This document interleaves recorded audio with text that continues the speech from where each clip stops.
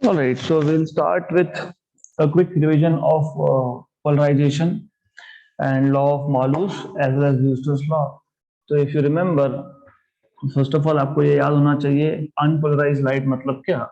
So as you can see here, unpolarized light is a light in which electric field के vibrations जो होते हैं वो हर possible plane में हर possible direction में होते हैं. And as you remember, we denote unpolarized light by kind of a star. So we are showing that यहाँ पे हमने ये बताया है that the vibrations of electric field are in all possible directions. तो ये हो गया unpolarized light, something like that. So unpolarized light is basically it consists of vibrations of electric field in all directions. अब हमको अगर unpolarise light को plane polarise करना है, मतलब क्या करना है, मतलब हम लोगों को सिर्फ एक पर्टिकुलर वाइब्रेशन को पास कर देना है, बाकी सबको हमको ब्लॉक करना है या एब्जॉर्ब करना है, व्हाटएवर इट इज. तो there is a material called as tourmaline crystal. हमने टर्मलाइन क्रिस्टल का यूज करके अनपोलराइज लाइट को प्लेन पोलराइज लाइट में कन्वर्ट कर दिया. होता ऐसा है कि टर्मलाइन क्रिस्टल में एक ट्रांसमिशन एक्सिस होता है. तो ये जो लाइन मैंने दिखाया है, दिस इज ट्रांसमिशन एक्सिस. तो वाइब्रेशन सिर्फ वही पास होंगे जो इस ट्रांसमिशन एक्सिस को पैरेलल होंगे. तो only those vibrations are allowed to pass through which are parallel to this transmission axis. बाकी वाइब्रेशंस का क्या हो रहा है, बाकी आर सिलेक्टिवली एब्जॉर्ब्ड. तो लाइट जब टर्मलाइन क्रिस्टल से पास हुआ तो अनपोलराइज्ड लाइट का कन्वर्जन हो गया प्लेन पोलराइज्ड लाइट में. सो ये जो टर्मलाइन क्रिस्टल है इसको आप बोलते हो पोलराइजर, क्योंकि इसने लाइट को पोलराइज किया है इसके लिए. अब प्रॉब्लम ये था दैट इररिस्पेक्टिव ऑफ ओरिएंटेशन, आपने पोलराइजर को कैसे भी रखा हो, एक वाइब्रेशन तो पास हो ही जाएगा. अगर आप इसको ऐसे रखोगे तो even in that case one vibration will pass through, एक वाइब्रेशन तो पास होने ही वाला है, राइट. तो हमको कैसे पता लगेगा, हाउ डू यू नो कि लाइट सच में पोलराइज हुआ कि नहीं. क्योंकि देखो पहले प्रॉब्लम समझो. प्रॉब्लम ये है, यहाँ पे इंटेंसिटी है I0, यहाँ पे इंटेंसिटी है I1. मतलब लाइट जब पोलराइजर से पास होगा तो इंटेंसिटी बिकम्स I1. पोलराइजर का ओरिएंटेशन कैसा भी क्यों नहीं हो, doesn't matter if it is like this और लाइक दिस और लाइक दिस, कैसा भी हो अगर, तो भी एक कंपोनेंट तो पास होने ही वाला है. मतलब पोलराइजर के बाद लाइट का इंटेंसिटी I1 रहने ही वाला है. तो हम उसके बाद क्या करते हैं, और ये I1 होता है I0/2. फिर हम क्या करते हैं, फिर हम और एक वन मोर पोलराइजर लेते हैं. और अकॉर्डिंग टू लॉ ऑफ मॉलूस, ये जो पोलराइजर है इसको हम लोग बोल देंगे एनालाइजर, क्योंकि ये काम वही करता है लेकिन it helps us to analyse. तो intensity of light passing through analyser I2 is I1 cos square theta, where theta is angle between transmission axis of polarizer and analyzer. तो थीटा क्या है, एंगल है. किसका एंगल है, angle between axis of polariser and axis of analyser. इसका other than that there is no significance. इसका theta का कोई सिग्निफिकेंस नहीं है, सिर्फ ये आपको बताता है कि पोलराइजर में और एनालाइजर में एंगल कितना है. और मैंने आपको कल बताया था, अगर दोनों एक्सिस में एंगल 0 है, थीटा 0, तो फिर क्या आएगा, cos square 0 will be 1. तो I2 इक्वल टू I1. मान लो एनालाइजर ये 90 डिग्री पे है with respect to polarizer axis. तो इसका मतलब क्या होता है, इसका मतलब थीटा इज 90, थीटा 90 मतलब cos ऑफ 90 इज 0, तो I2 इक्वल टू 0. इसका मतलब एनालाइजर के बाद, उसके बाद लाइट एमर्ज हुआ ही नहीं, there is no emergent light. फिर वापस से आप इसको रोटेट करोगे, तो वापस रोटेट करोगे, वापस 180 एंगल हो जाएगा. cos ऑफ 180 इज -1, उसका स्क्वायर इज +1, तो I2 इक्वल टू I1 वापस से. तो हो क्या रहा था, जब दोनों में एंगल 0 है, मतलब दोनों के axis they are basically aligned. तो जितना इंटेंसिटी पोलराइजर से पास होने के बाद है उतना ही इंटेंसिटी एनालाइजर से पास होने के बाद है। फिर जैसे जैसे एंगल चेंज होगा, इमेजिन एंगल चेंज हुआ, तो जैसे जैसे एनालाइजर को मैं रोटेट कर रहा हूं, एनालाइजर और पोलराइजर में जैसे ही 90 डिग्री एंगल बन गया, तो cos 90 0, मतलब एनालाइजर के बाद कोई लाइट नहीं आया, फिर आप वापस रोटेट कर रहे हो 180 डिग्री, 180 डिग्री पे वापस cos ऑफ 180 इज -1, उसका स्क्वायर +1, तो I2 इक्वल टू I1। तो this is what is happening. तो ये फॉर्मूला आपको पता होना चाहिए। ओके, अब इसी चीज को समझने का एक सिंपल सा तरीका है। You have one simple way of understanding the same thing. मैं बता देता हूं। इमेजिन आपके पास एक रिजिड वॉल है। इस रिजिड वॉल पे आपने एक रस्सी लगा के रखी है। You have a string. Okay, then you have small windows. You have a small window. आपके पास स्मॉल विंडोज हैं यहाँ पे,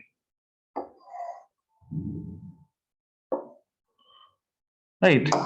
तो यहाँ पे एक विंडो है, यहाँ पे एक विंडो है। तो याद रखना, ये जो विंडो नंबर 1 है, it acts as polarizer, and window number 2 acts as analyzer. और अब आप क्या कर रहे हो, आप इस रस्सी को हर पॉसिबल डायरेक्शन में वाइब्रेट कर रहे हो, ऊपर नीचे आजू बाजू क्रॉस में।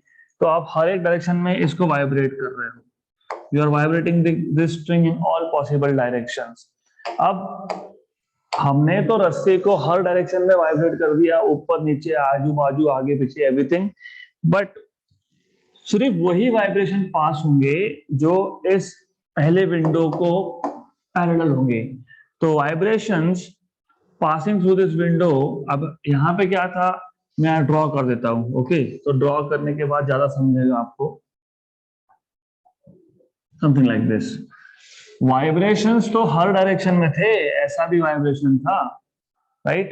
बट प्रॉब्लम क्या है, only those vibration will pass जो इस विंडो को पैरेलल होंगे। मतलब ये जो व्हाइट कलर में मैंने बताया है वही वाइब्रेशन पास होंगे, बाकी सारे वाइब्रेशंस यहाँ पे पहले विंडो से पास नहीं हो पाएंगे। This is what it means.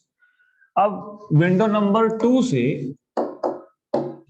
मतलब समझ में आ रहा है, विंडो 1 से पहले था अनपोलराइज्ड वेव, जैसे लाइट के केस में अनपोलराइज्ड लाइट, यहाँ पे अनपोलराइज्ड वेव्स। पहले बार जब क्रिस्टल से पास हुआ तो you get plane polarized light, तो यहाँ पे आपको मिल गया प्लेन पोलराइज्ड वेव। अब अगर विंडो 2 विंडो 1 को पैरेलल है, अगर विंडो 2 विंडो 1 को पैरेलल है, तो ये वाइब्रेशन जो है ये एज इट इज पास हो जाएगा विंडो 2 से। But if what if window 2 is not parallel, window 2 parallel नहीं है। अगर विंडो 2 पैरेलल नहीं है तो फिर यहां से वाइब्रेशन पास होने में प्रॉब्लम होगी। तो you may not gate vibration at all after window 2. It depends on what is the angle between window 1 and window 2. तो ये प्योरली डिपेंड करता है एंगल के ऊपर। अगर विंडो 1 और विंडो 2 परपेंडिकुलर हो गए तो कैसे वाइब्रेशन पास होगा, वाइब्रेशन कैन नॉट पास। तो ये मालूस लॉ का एक्सप्लेनेशन है in terms of mechanical waves. उसके बाद हमने देखा था, just a minute,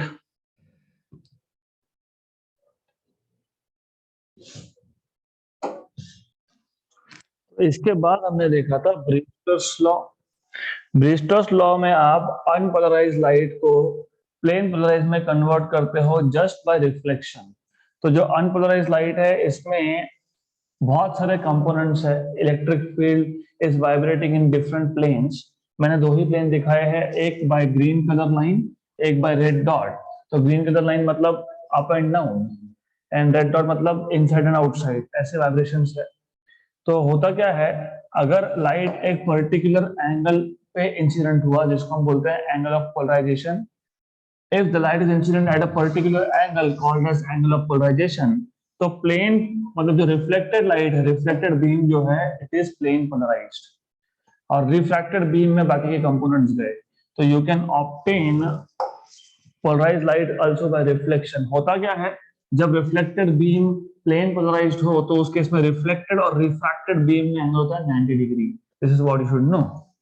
good, so sufficient of revision, we should start with questions now. Going ahead with questions, first question, two polaroids are placed in the path of unpolarized beam of intensity I0। तो आपके पास एक unpolarized beam है, यहाँ पे आपके पास unpolarized light है, so this is UPL। और मैंने बताया था unpolarized light को स्टार से डिनोट करते हैं। अब आगे बोला है what they are telling you is this, यहाँ पे you have two polarids। polarids मतलब अभी भी बताया मैंने, वो एक crystals, the same crystals that we are talking about। तो two polarids, ये एक polaroid हो गया, ये एक polaroid हो गया। there are two polarids, polaroid number 1, polaroid number 2 are placed in the path of unpolarized beam of intensity I0। original intensity is I0 such that no light is emitted from the second polaroid।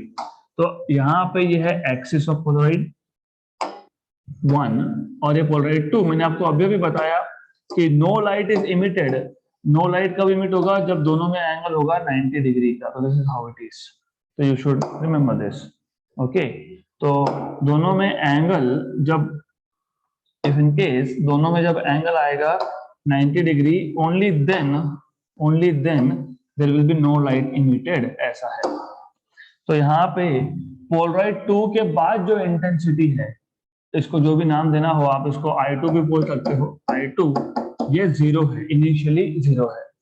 आगे बोला है if third Polaroid whose polarization axis मतलब transmission axis makes an angle theta with the polarization axis of the first is placed between these two polarides, then the intensity of light emerging from the last polaroid is। मतलब ऐसा बोला है आपको कि इन दोनों के बीच में, 1 और 2 के बीच में आपने और एक पोलराइड रख दिया सच दैट ये पहले पोलराइड का और दूसरे मतलब ये थर्ड है ना, सच दैट पहले और तीसरे पोलराइड्स के एक्सिस में एंगल है थीटा। ओके, तो अब what will be I2, now what will be I2, this is what they are asking you. तो पहले तो आप केस 1 केस 2 को अच्छे से समझ लो। मैं ये पहले केस 1 लिख देता हूं। तो what you have is this, ये है case 1। in case 1 intensity coming out from second polaroid is 0, क्योंकि केस 1 में पहले दोनों पोलराइड्स में you have nothing। पहला पोलराइड और दूसरा पोलराइड, इस दोनों में एंगल है 90 डिग्री और हमको लॉ ऑफ मॉलुस से पता है। हमको लॉ ऑफ मॉलुस से क्या पता है, आपको ये पता होना चाहिए कि पहले पोलराइड से जब लाइट पास होगा तो उसका इंटेंसिटी हो जाएगा I1। दूसरे से जब पास होगा तो आपको पता है, दूसरे से जब पास होगा तो it is I1 cos square theta. लेकिन एज यू कैन सी पहले पोलराइड में और दूसरे पोलराइड में एक्सिस में एंगल कितना है 90 डिग्री, तो cos 90 होता है 0, तो I2 इक्वल टू 0। लेकिन सेकेंड केस में एक तीसरा पोलराइड पहले और दूसरे के बीच में रख दिया। तो सबसे पहले आपको ये पता होना चाहिए कि पहले पोलराइड से लाइट पास होने के बाद intensity of light will be I1। और आपको ऑलरेडी पता है कि I1 इज I0/2। मैंने पहले ही बता दिया, कल भी देखा था, आज भी रिपीट किया है। पहली बार जब पोलराइड से लाइट पास होता है तो intensity reduces to half value. फिर आपको बोला है कि पोलराइड नंबर 1 में और पोलराइड नंबर 3 में, 1 और 3 में एंगल है थीटा। फिर according to law of Malus third polaroid जो पहले और दूसरे के बीच में है, जब इन दोनों में से लाइट पास होगा, थर्ड से जब लाइट पास होगा तो intensity I3 will be I1 cos square थीटा। This is what you need to know, this is what you should know. ये पता होना चाहिए आपको। गुड, तो ये आपको पता होना चाहिए। तो intensity of light after passing through third Polaroid is I1 cos square theta. अब आपको ऑलरेडी पता है कि फर्स्ट और सेकेंड पोलराइड में एंगल है 90 डिग्री, तो फर्स्ट और सेकेंड में एंगल कितना है 90 डिग्री। फर्स्ट और थर्ड में कितना है थीटा, तो सेकेंड और थर्ड में कितना आ गया 90 माइनस थीटा, क्योंकि टोटल एंगल कितना था 90 था। गुड, तो ये पता होना चाहिए। Then of course second polaroid से जो लाइट पास होगा, पहले वो डिपेंड कर रहा था I1 पे, क्योंकि बीच में कोई पोलराइड था नहीं। अब वो डिपेंड करेगा I3 पे, क्योंकि अब I3 थर्ड पोलराइड से जो लाइट पास होगा वो I2 में जाएगा। तो I2 will be equal to I3 cos square angle between second and third polaroid. Remember this, not अभी पहला और दूसरा नहीं, अब दूसरा और तीसरा। What is angle between second and third? 90 minus थीटा, 90 माइनस थीटा। यहां तक you should be very very clear about this. अब ये इक्वेशन मिल गया आपको, I2 equal to I3 cos square 90 minus थीटा is sin square theta, right. But from equation number 1 आप देख रहे हो, इक्वेशन नंबर 1, एक काम करते हैं, what I will do is मैं सारे के सारे इक्वेशन लिख देता हूं so that you understand in a better way। तो सबसे पहला इक्वेशन था I1 equal to initial intensity I0 by 2, equation number 1। दूसरा था I3 equal to I1 cos square थीटा, इक्वेशन नंबर 2। उसके बाद था I2 equal to I3 cos square 90 minus थीटा, इक्वेशन नंबर 3। अब I2 equal to I3 cos square 90 minus थीटा sin square थीटा। अब ये जो इक्वेशन मिला है इसमें I3 की वैल्यू डालेंगे फ्रॉम इक्वेशन नंबर 2। तो from equation number 2 and 4, I2 equal to I3, but I3 is I1 cos square थीटा और ये है sin स्क्वायर थीटा। Good, simple. Then I1 from equation number 5 and equation number 1, from equation number 1 and 5, I2 equal to I1, but I1 is I0 by 2 cos square theta sin square theta। अब मैं एक काम करता हूं, मैं multiply divide by 2 कर लेता हूं फॉर सम रीजन। ओके, या तो आप मल्टीप्लाई डिवाइड बाय 4 भी कर सकते हो। There is some reason behind it, क्योंकि आपको पता होना चाहिए 2 sin theta cos theta is sin 2 theta। तो what you can do is, आप एक काम करो, I0 by 2 अलग रख दो, 4 से मल्टीप्लाई डिवाइड कर लो। क्यों डिवाइड मल्टीप्लाई करना है, थोड़ी देर में क्लियर हो जाएगा। ये हो जाएगा I0 by 8, 2 into 4 is 8। ये जो 4 है ये 2 sin theta cos theta whole square, 2 square is 4, yes। Sine का स्क्वायर था यस, कॉस का स्क्वायर था यस। तो आपको मिल जाएगा I2 equal to I0 by 8, 2 sine थीटा कॉस थीटा इज साइन 2 थीटा का स्क्वायर, मतलब ये आ जाएगा I0 by 8 sine square 2 theta. ऐसा आपको आंसर मिलना चाहिए। तो मैं एक बार क्वेश्चन रिपीट करता हूं, पहले चेक कर लेते हैं ऑप्शन में है क्या। ऑप्शन में है ऑप्शन नंबर ए। फिर क्वेश्चन एक बार रिपीट कर लेते हैं, question is very very interesting.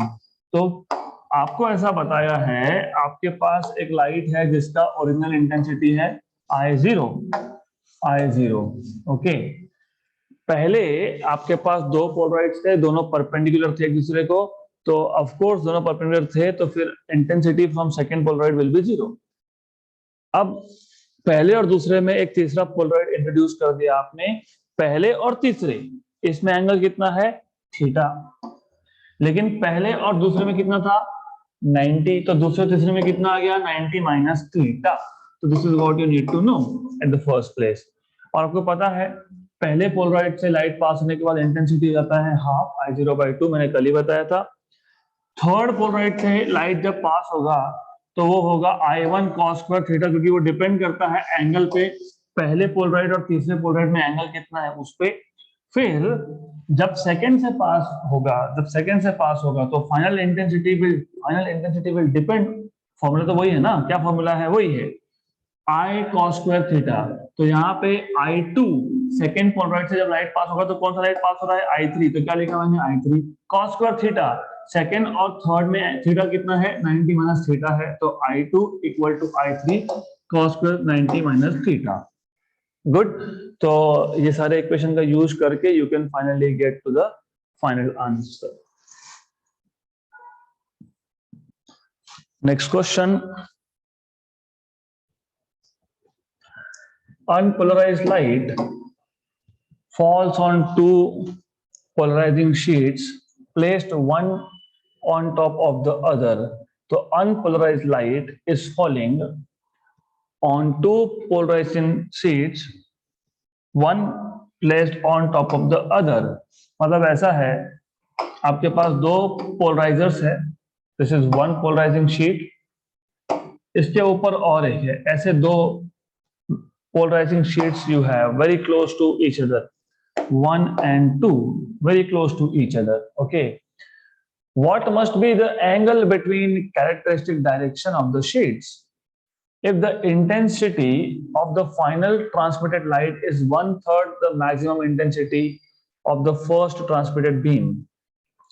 मतलब देखो, घुमा फिरा के जरूरी नहीं है कि मैं ऐसा ही दिख रहा हूं, I can shift this little bit. Okay, मैं शिफ्ट कर देता हूं, कोई प्रॉब्लम नहीं है, शिफ्ट कर दिया। अकॉर्डिंग टू द क्वेश्चन, इनका ऐसा पूछना है कि what should be the angle, what should be direction between, what should be the angle between characteristic direction, मतलब what should be the angle between first polaroid and second polaroid. तो याद रखना, what should be the angle between first polaroid and second polaroid, this is what they are asking you. If the intensity of the final transmitted light, final transmitted light कितना I2 is 1/3 of the maximum intensity of the first transmitted is I1, this is I0। आपको क्या पूछा है, I2 equal to I1/3 होने के लिए, I2 equal to I1/3 होने के लिए एंगल कितना होना चाहिए, सिंपल क्वेश्चन तो है, I2 equal to I1/3 equation number 1। But if you remember, मैंने अभी भी बताया, अगर पहला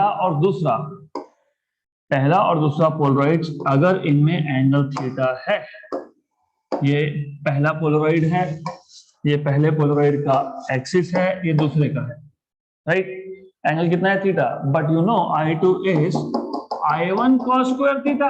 अभी तो मैं बता ही रहा हूं, I2 क्या होगा, I2 होगा I1, क्योंकि I2 से सेकेंड पोलराइड से कौन सा लाइट पास हुआ, I1, right, I2 is I1 cos square theta, law of Malus, but बताया क्या है, I2 should be I1/3।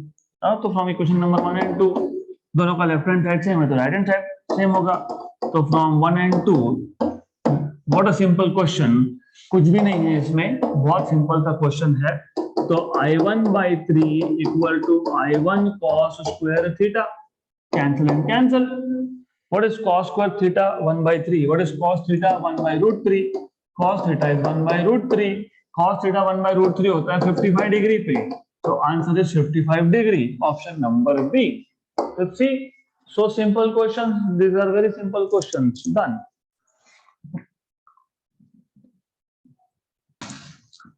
Next question, a plane polarized light is incident normally on a tourmaline plate if E bar vectors make angle of 60 degree with the optic axis of the plate. Find the percentage difference between initial and final intensity. Very simple question. तो question ऐसा है, सिर्फ घुमा फिरा के पूछा है, that's the only thing।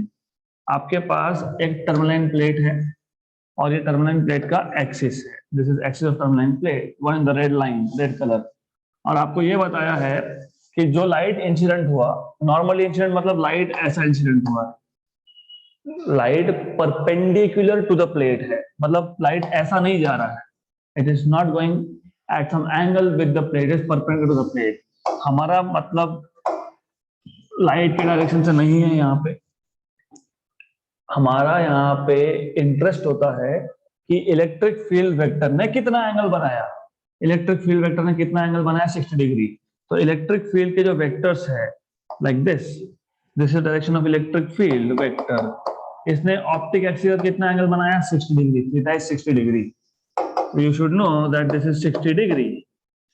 What is the percentage difference between initial and final intensity? मैंने आपको बताया है ये इनिशियल इंटेंसिटी है I0 और यहाँ पे ये फाइनल इंटेंसिटी होगा लेट अस से IF। मैंने आपको ऑलरेडी बताया पोलराइड से पास होने के बाद, पोलराइड से पास होने के बाद intensity is I0 cos square angle, angle कितना है 60 डिग्री, तो फाइनल इंटेंसिटी कितना हो गया I0 cos square 60। What is cos 60? 1/2, उसका स्क्वायर 1/4, तो फाइनल इंटेंसिटी कितना हो गया I0/4। अब इस क्वेश्चन में और पिछले क्वेश्चन में डिफरेंस क्या है? पिछले क्वेश्चन में हमारे पास दो पोलराइड्स थे, दोनों में एंगल थीटा था। यहाँ पे अजम्पशन ये था I0 मतलब पहले पोलराइड पे लाइट इंसिडेंट होने से पहले electric field vectors are parallel to the optic axis, इसलिए तो पास हो गए ना, इसलिए पास हो गए, राइट। लेकिन जो क्वेश्चन हम अभी सॉल्व कर रहे हैं यहाँ पे electric field vectors they are not parallel to the optic axis, और हमारे पास एक ही पोलराइड है, यहाँ पे दो पोलराइड नहीं है, we have only one polaroid. लेकिन इलेक्ट्रिक फील्ड वेक्टर पैरेलल भी तो नहीं है, electric field vector are at some angle 60 degree. तो एंगल आया तो ये याद रखना, एंगल जैसे ही आया I0 cos स्क्वायर थीटा। अब परसेंटेज डिफरेंस मैंने आपको बताया था, percentage difference in intensity. Physics में जहां पे भी परसेंटेज चेंज, परसेंटेज डिफरेंस की बात हो, वहां पे आप हमेशा लिखते हो final value minus initial value upon initial value multiplied by 100। ये हमेशा ही याद रखना, whenever you talk about percentage change you always have this, always and always ऐसा होता है। Good, so you need to know this। अब सिंपल सिंपल सिंपल, अब और भी सिंप्लीफाइड लिखना है इसको, और भी सिंप्लीफाइड लिख सकते हो, you can write this as final upon initial minus 1, क्योंकि initial upon initial is 1 into 100। ये आ गया आपका I final by I initial 1/4। तो लिख दो यहाँ पे 1/4 माइनस 1 into 100। 1/4 माइनस 1 मतलब कितना -3/4 into 100। 1 जा एंड 25 जा मतलब -75%, राइट। इतना परसेंटेज डिफरेंस है। माइनस क्यों आया?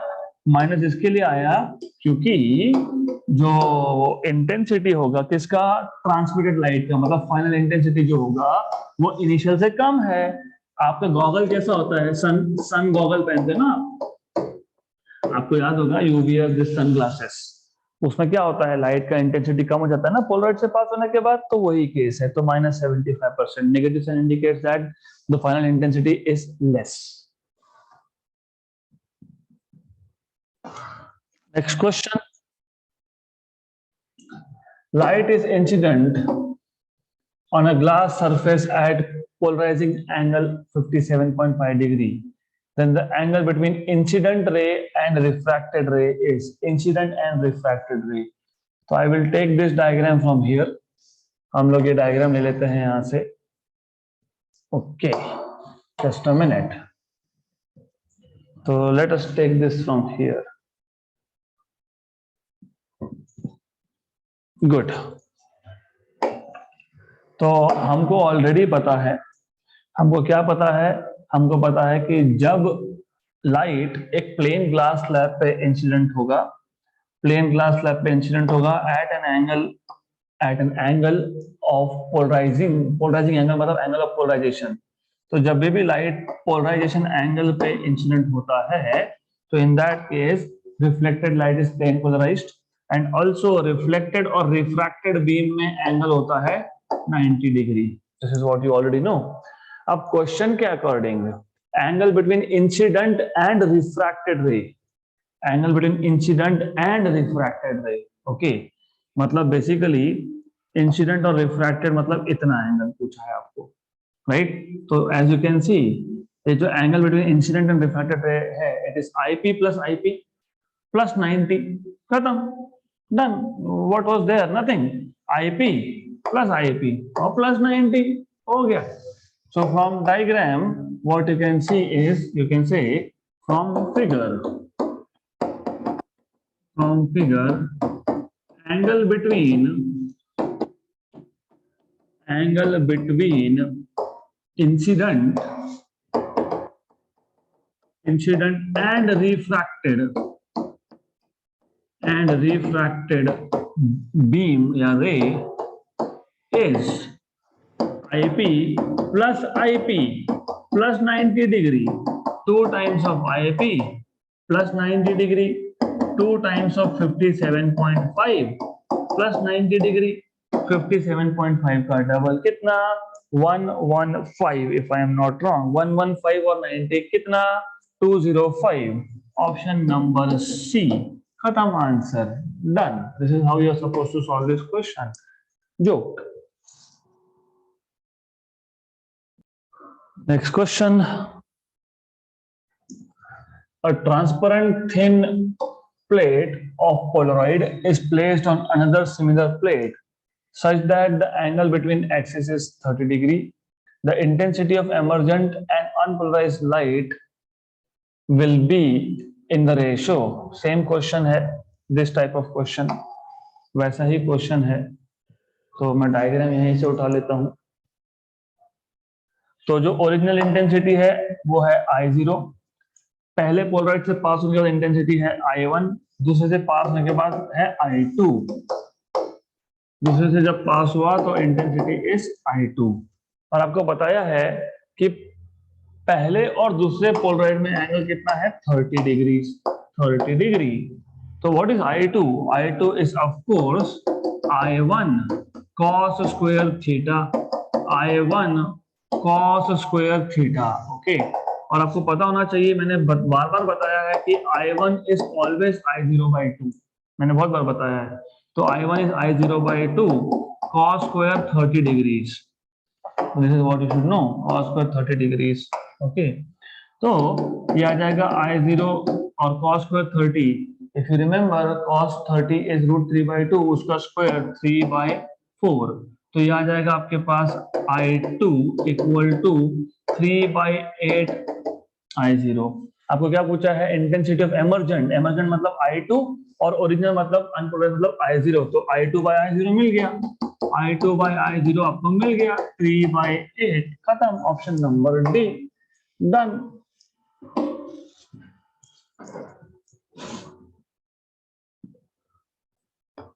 Next question. The critical angle of a certain medium is sine inverse of 3/5. The polarizing angle of the medium is. तो अभी critical angle मतलब total internal reflection मतलब ray optics. तो आपको पता होना चाहिए critical angle IC आपको दिया है sine inverse of 3/5. Okay.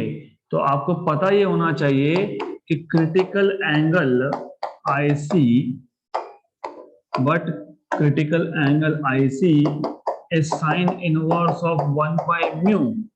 This is what you need to know. अगर ये पता होगा तब जाके आप by comparison you can find out what is mu. तो this is something that you need to know. ये mu होता है refractive index of the medium. ये भी नहीं पता है तो फिर you should know that sine of IC is 1/mu. तो यहीं से तो आया ये फिर sin of IC is 1/mu. तो IC is sin inverse of 1/mu. तो ये पता होना चाहिए. You should know this. So from equation number 1 and 2, by comparison 1 by refractive index is 3/5. मतलब refractive index is 5/3. mu equal to 5/3. ये सब क्यों कर रहा हूं? क्योंकि क्या फाइंड करना है? Polarising angle. मतलब कौन सा एंगल? ये वाला एंगल IP. और IP कैसे फाइंड करते हो? ब्रूस्टर्स लॉ से tan IP. Okay. But from Brewster's law what you know is, from Brewster's law you know that mu equal to tan of IP. So therefore IP is tan inverse of mu. But म्यू की value तो अभी अभी आपने find की 5/3, it is 10^5/3, option number B. This is how you're supposed to solve this question. Simple tha. Okay, and this marks the end of wave optics and of course end of polarization questions. So that's it for today.